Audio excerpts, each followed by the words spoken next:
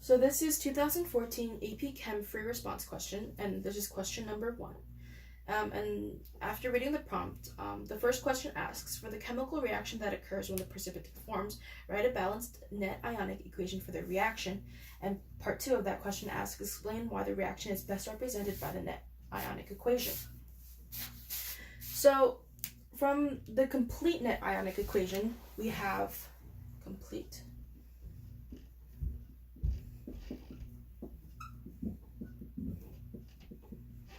We have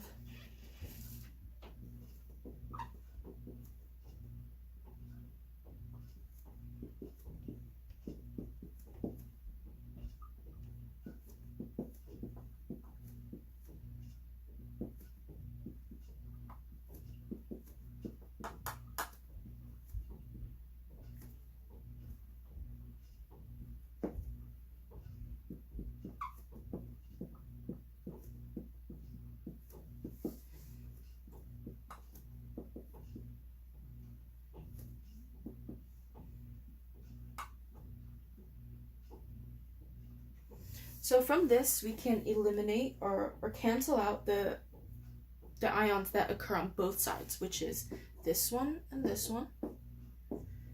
This one, oh no, not this one. This one and this one. So now we are left with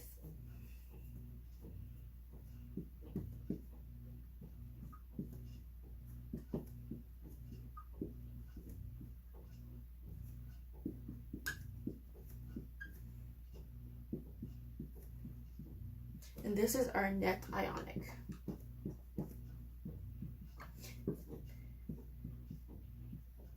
And the reason why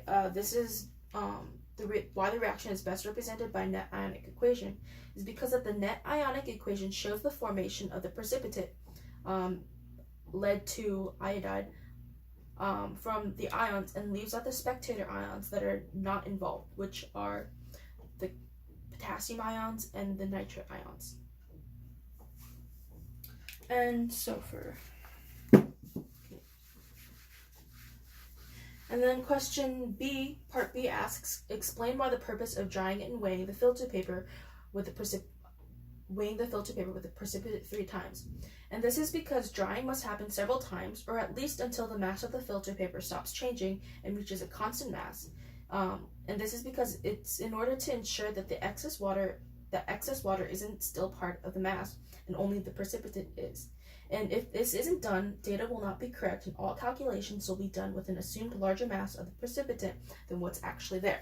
So overall, basically, it's making sure that there's no more water that's being accounted for.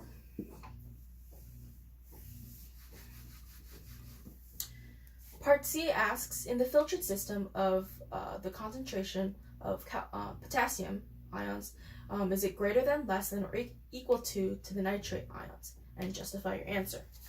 And we know that if we go back to the question, it says that an excess 0.2 mole. And because of this word excess, we know that the concentration of potassium is less than the concentration of nitrate, because there's more of this than there is of this. So this one is more.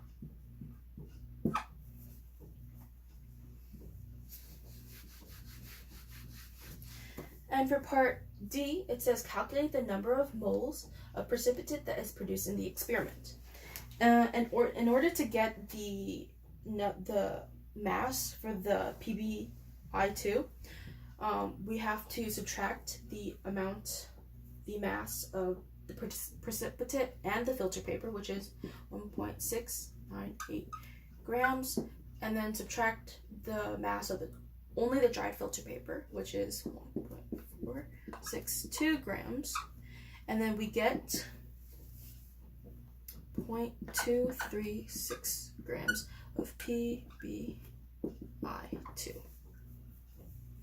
And this is just to get no filter paper.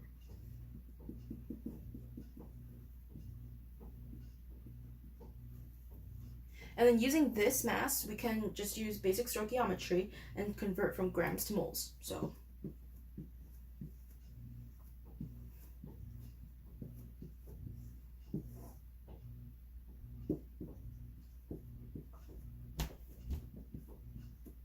and the molar mass of PbI2 is 461.0 grams. And then we get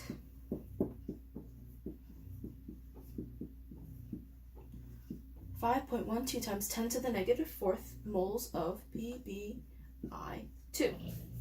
And this is the amount of moles that a precipitate that is produced.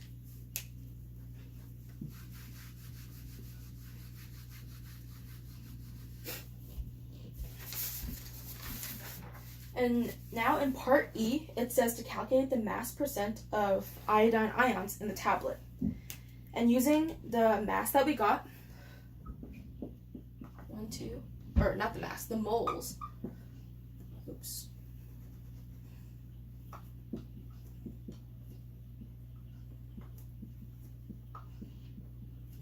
We can use stoichiometry to use mole to mole ratio.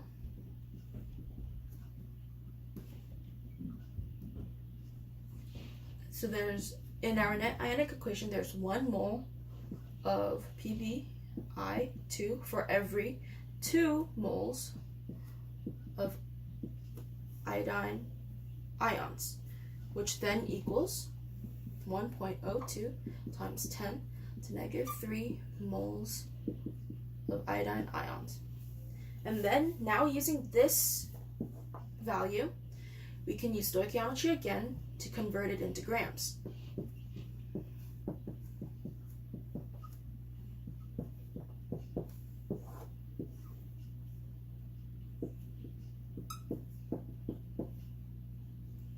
And the molar mass of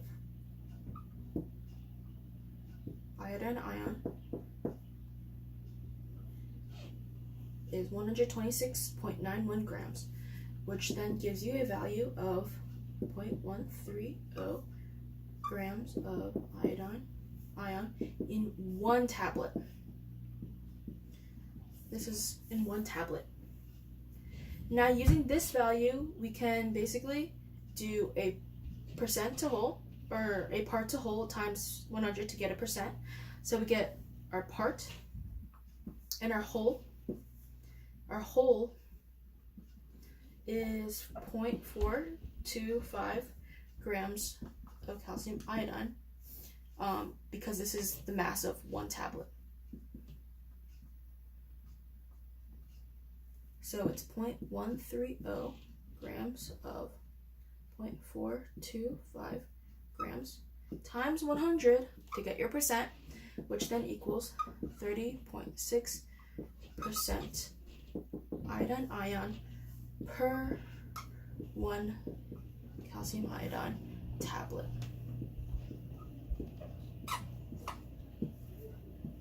And this is your answer right here.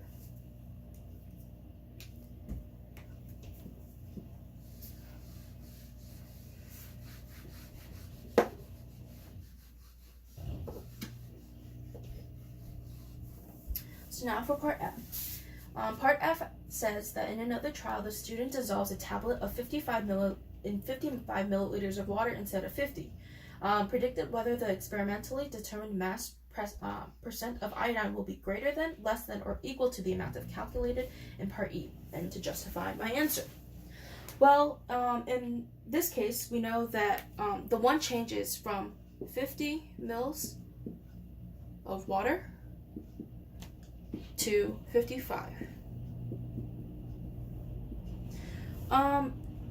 And we can see that, or at least we know that the mass will be the same.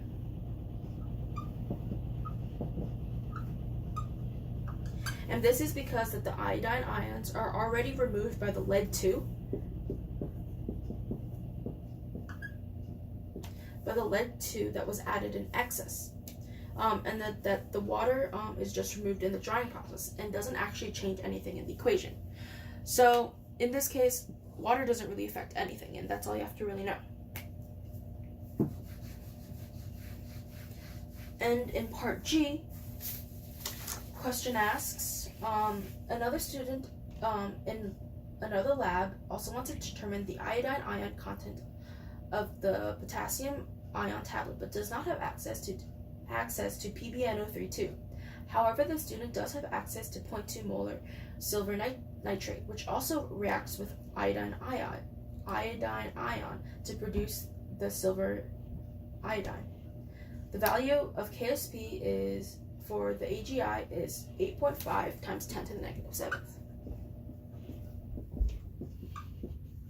or negative 17.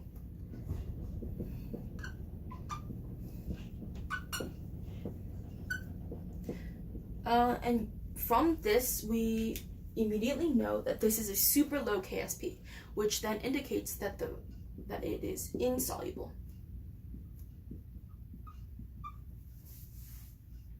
So the question asks, will the substitution of AgNO3 for PbNO3 result in the precipitation of I ion for the solution? And it asks us to justify our answer. And the answer is yes. Because of the low KSP, it is insoluble in fact, and then the same amount of iodine will also be removed by the Ag plus ions, or Ag ions, because the Ag is then added in excess again. Silver is added in excess. So therefore it doesn't really change anything. We just know that the same thing that will happen as in the previous experiment. For part 2 of part G, it then asks, the student only has access to Ki tablet and balance that can measure up to the nearest 0.01 grams.